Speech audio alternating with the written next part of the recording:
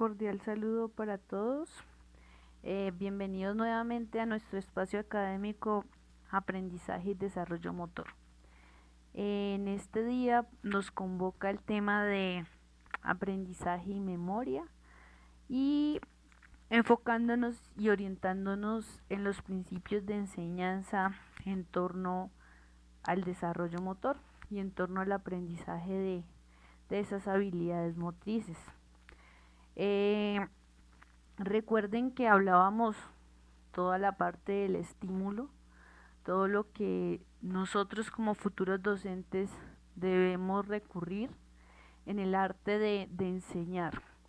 Y qué bonito pues centrarnos acá con lo que tiene que ver ya identificando el desarrollo motor como una constante en nuestro camino de vida, desde los 0 a los 100 años.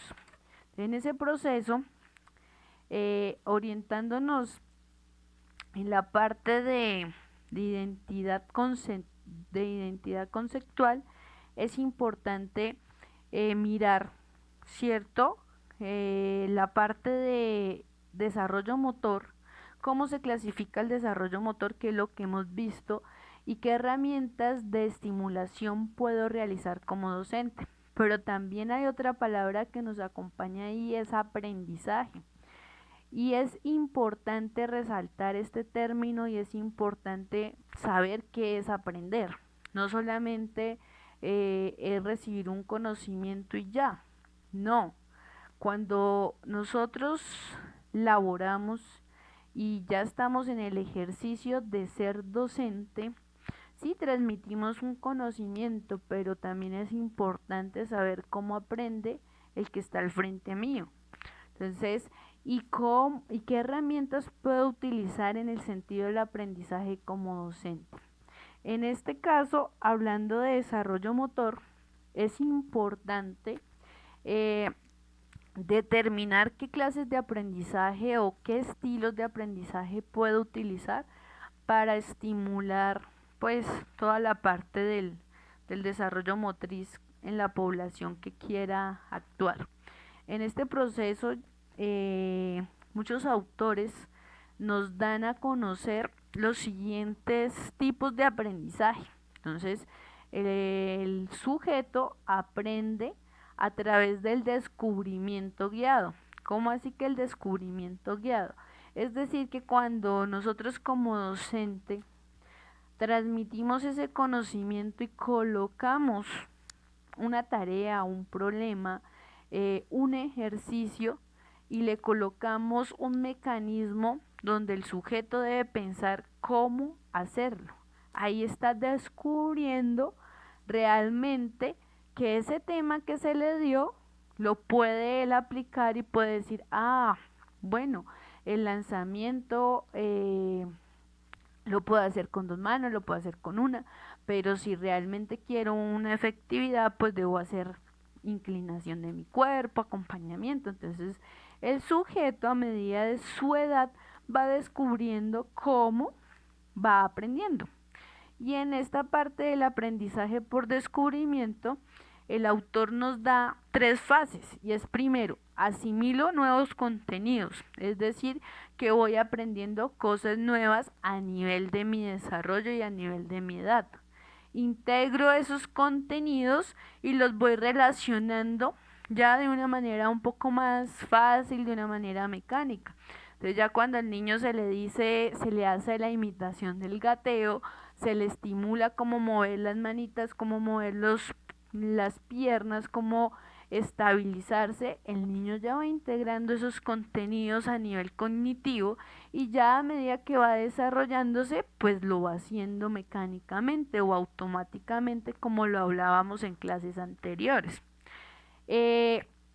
Reordena pues toda esa integración de contenidos, los procesa y él mismo va pues apoyado de las personas que le están estimulando, en este caso el docente, se va evaluando pues ese contenido o ese movimiento en busca de un mejor desarrollo de ese movimiento.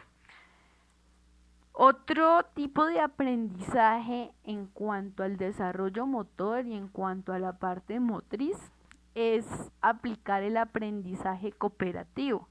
El aprendizaje cooperativo es cómo el sujeto, por ser individual, también necesita del otro para aprender, para descubrir nuevas potencialidades, para de pronto superar un obstáculo. Necesita apoyarse del otro de acuerdo al proceso de conocimiento y de acuerdo al proceso que el docente le coloca. Entonces, como docente, ¿qué debo reconocer en este aprendizaje cooperativo?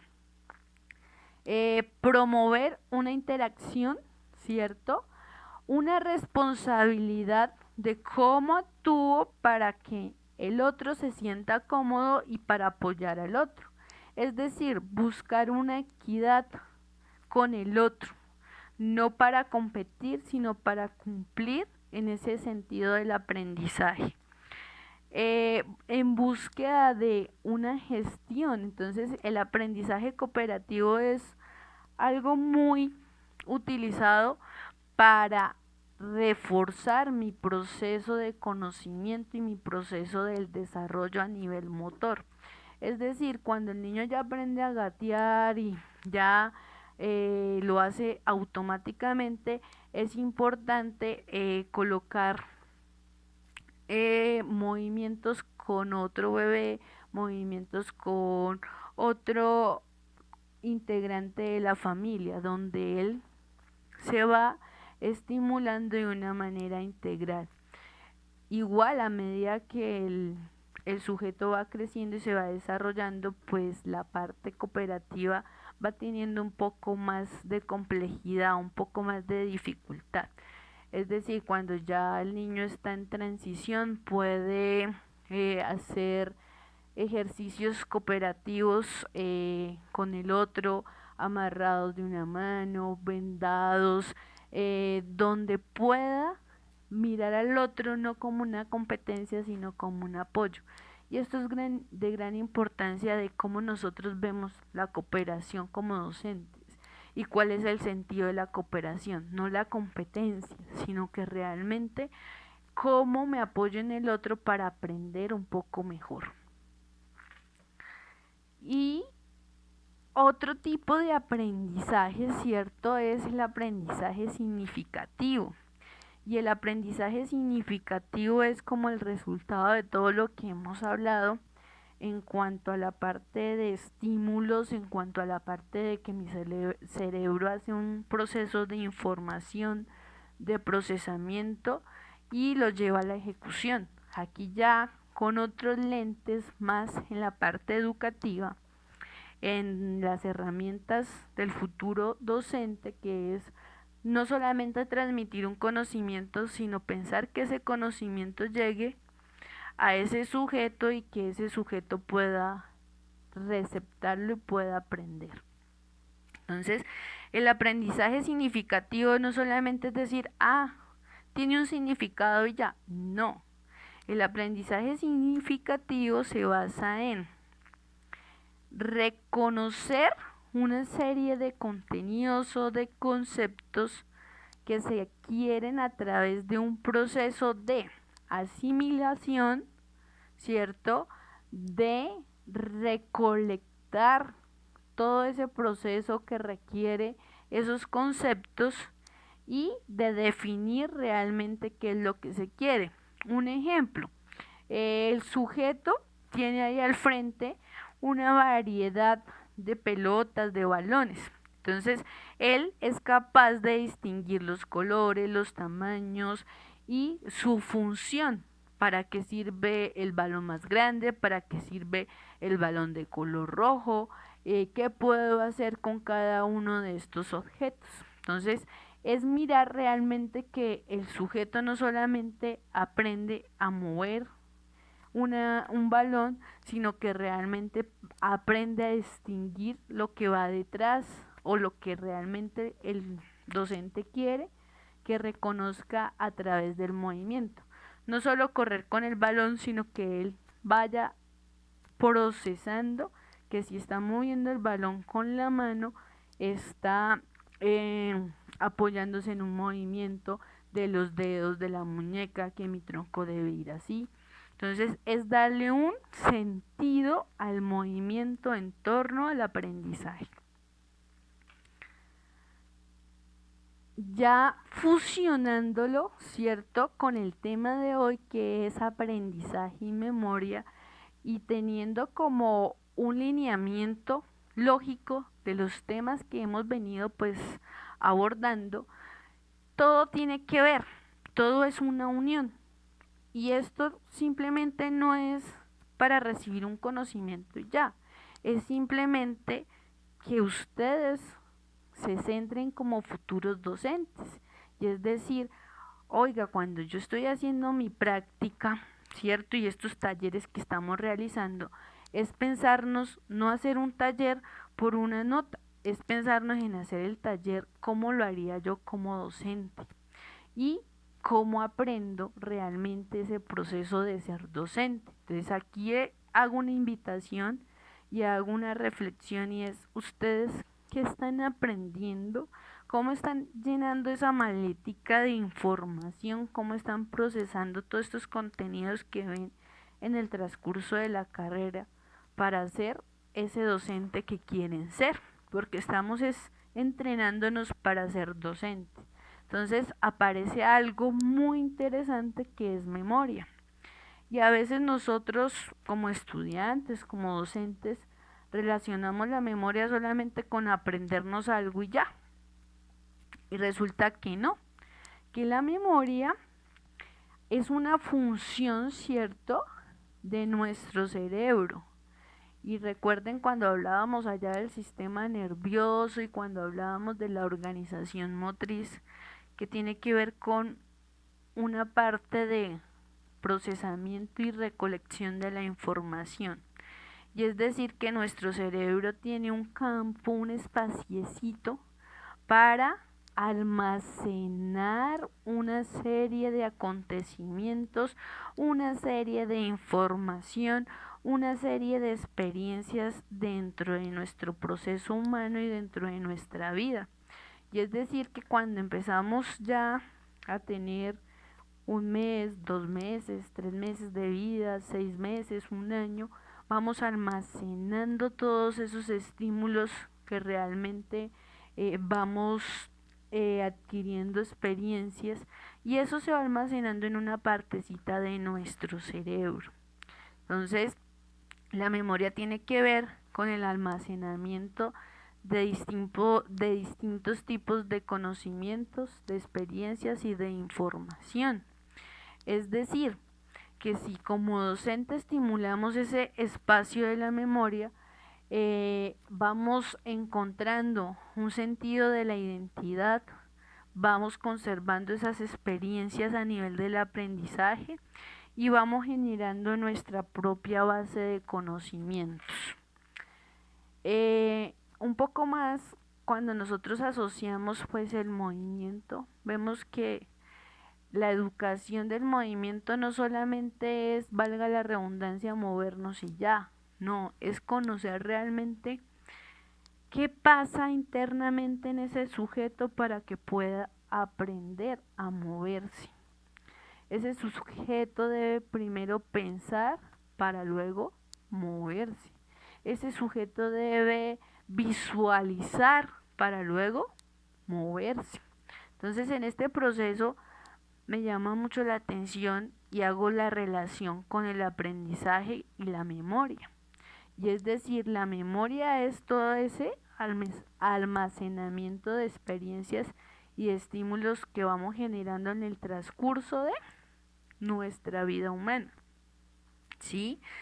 Entonces es reconocer cómo desde dentro de nuestro campo fisiológico también se da un espacio para mirar la estructura de nuestro cerebro, cómo él se encarga de almacenar y también tiene sus protagonistas, que en este caso son las neuronas, que nos ayudan a generar esas conexiones y nos ayudan a generar ese espacio para almacenar pues nuestra información, que es lo que llamamos memoria fisiológica.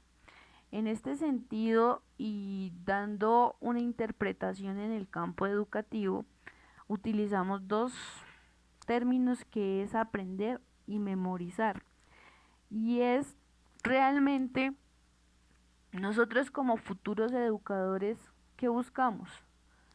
Que nuestros educandos memoricen o que nuestros educandos aprendan. Y es tan importante identificar que nuestro cerebro tiene un espacio para la memoria, ¿cierto? Y que la memoria debe ser estimulada para aprender. Es decir, un ejemplo, ¿cuántos nos acordamos de nuestro primer tema visto en clase de desarrollo motor? ¿Cuál fue nuestro primer tema? ¿Cuál fue nuestro primer taller? ¿Qué me faltó para reconocer cada uno de los puntos dados en el taller? Como futuro docente, ¿qué le mejoraría a ese taller? Haciendo un proceso de repaso. En ese proceso de repaso, ¿cierto? Estamos haciendo un proceso de estimulación de esa experiencia de aprendizaje en nuestro campo de almacenamiento de nuestra memoria. Estamos reconociendo, uy, ¿qué vi en desarrollo motor mi primer día de clase? En ese taller, ¿qué me faltó? ¿Será que mi ejecución en ese taller simplemente fue por cumplir y no por entrenarme en el campo de ser docente? Entonces, ya es ver cómo es mi funcionalidad como futuro docente. Es almacenar todas estas experiencias que ustedes tienen en sus clases y es almacenar realmente lo que a ustedes les interese y cómo lo relacionan para su campo de acción, para su campo educativo. Entonces, en este proceso, como futuros docentes, tenemos que ir entrenándonos, tenemos que ir mirando esas herramientas reales que nos van dando o nos van orientando en este proceso. En torno al desarrollo motor, y como docentes debemos identificar los siguientes principios. Entonces, el principio es una ley que me orienta a desarrollar mejor o a estimular mejor mi campo de acción. En este caso, todo lo que tiene que ver con el desarrollo motor. Entonces, uno de los principios que puedo trabajar es el principio sensoperceptual. Y es decir, que es todo el proceso de conocimiento y por la identificación de la percepción. Es decir, es como el sujeto realmente visualiza y recepta esa información y la ejecuta. Es decir, es cuando vendamos los ojos y empezamos a darle una serie de órdenes, una serie de dificultades, una serie de ejercicios a este sujeto. Él está haciendo un proceso de percepción para identificar esa orden y para procesar su información y utilizar todo el campo de sus sentidos en ese movimiento. Entonces, el principio de senso perceptual es todo lo que tiene que ver con la estimulación de nuestros sentidos para procesar y adquirir un aprendizaje. En este campo, motor. El principio de la conciencia. Entonces, es decir, como docente, ¿cómo voy estimulando a mi sujeto en la creación de la conciencia de la ejecución de ese movimiento? Es decir, que el sujeto realmente sepa qué es lo que está haciendo. Si le vendamos los ojos, ¿para qué se los estamos vendando? Que él realmente tenga esa conciencia de lo que está haciendo y para qué lo está haciendo. el principio de la individualización. Lo mencionaba anteriormente y es que somos seres individuales en el sentido de que nos vamos desarrollando en nuestro propio ritmo y vamos aprendiendo a nuestro propio ritmo de acuerdo a todo el contexto en que pues nos vamos generando y nos vamos como integrando. Pero también realmente como ser individual, ¿cierto? En este principio es que si me estoy integrando en una actividad con el otro, realmente como ser individual es reconocer mi responsabilidad en este proceso. Pero el docente también debe reconocer el principio de la individualidad, que cada sujeto tiene su propio ritmo de aprendizaje, que cada sujeto tiene sus características biológicas, que cada sujeto tiene un entorno diferente al otro. Entonces es respetarle y es planificarle ese aprendizaje en su propio ritmo y es estimularlo para que se sienta cómodo en su proceso de, de desarrollo en el sentido de adquirir conocimientos. Otro principio es el principio de la sistematización, y es decir, en nuestro campo educativo debemos estructurar una información de acuerdo pues a la población que tenemos al frente, a la población que vamos a relacionar y la población a quienes vamos a llegar con nuestra serie de estímulos y nuestra serie de experiencias educativas.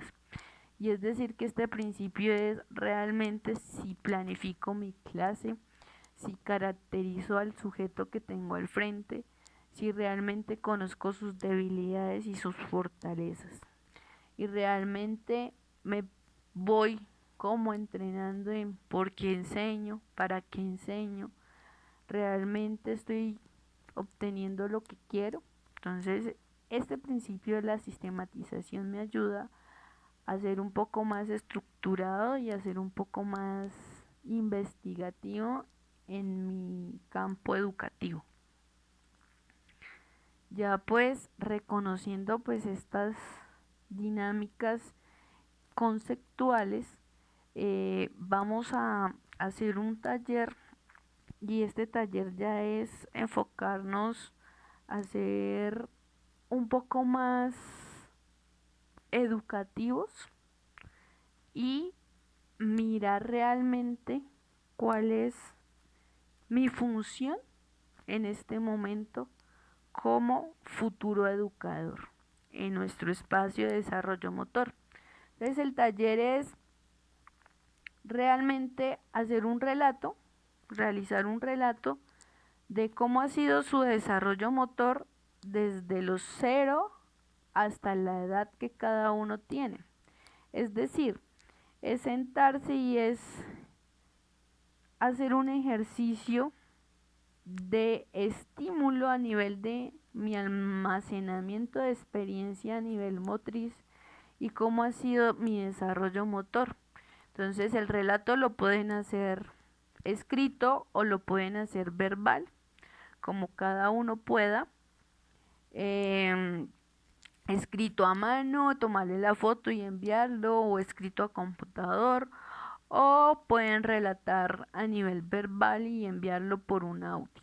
Entonces, el relato debe llevar es como su historia, su evolución de su desarrollo motor, con fortalezas y debilidades. Un ejemplo, empecé a gatear a los 11 meses, donde simplemente gateaba con el apoyo de mi mano izquierda.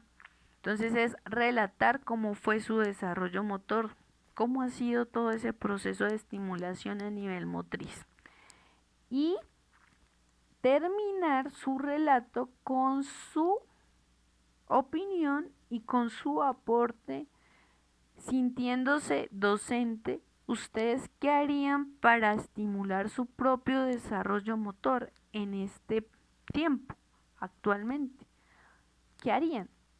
Estimular mi campo cognitivo a través de ejercicios de identidad para ayudarle a mi cerebro a estar activo y aprender a almacenar esa información en mi campo educativo. Entonces, este relato tiene un objetivo muy importante y es que ustedes se sientan sus futuros educadores. ¿Cómo se estimula usted mismo? Pues para transmitir más adelante un conocimiento. Entonces leía por ahí que no hay mejor testimonio que el ejemplo. Y nosotros como educadores somos bastante señalados, pero hay que mirar realmente cuál es el objetivo de esa señalización. Y es decir, ¿qué hago yo para mejorar lo que me están señalando? Y uno de esos ejercicios es realmente pensarnos en este espacio académico cómo vemos ese desarrollo motor cada uno, cómo ha sido mi desarrollo motor y cómo me educaría yo mismo. Empezando con ese ejercicio voy cambiando mi proceso de la transmisión de ese conocimiento cuando tengamos al frente una población, cuando tengamos al frente unos chicos que quieran aprender. Entonces, de eso se trata este taller, de darnos un tiempo y de pensarnos cómo seríamos nuestros mismos educadores. Bueno, muchachos, felicitarlos porque han estado en esa disposición de escuchar los videos, han estado en la disposición de preguntar, de consultar las dudas que se han generado después de escuchar los videos explicativos de las clases y han estado ahí cumpliendo con sus talleres, que es lo que pues nos está reforzando en este momento pues los temas. Recordarles que este taller también tiene fecha límite hasta el 14 de mayo y hace parte de nuestro segundo corte. Entonces, chicos, bendiciones y éxitos para todos. Quedo atenta a cualquier duda, a cualquier información que deseen.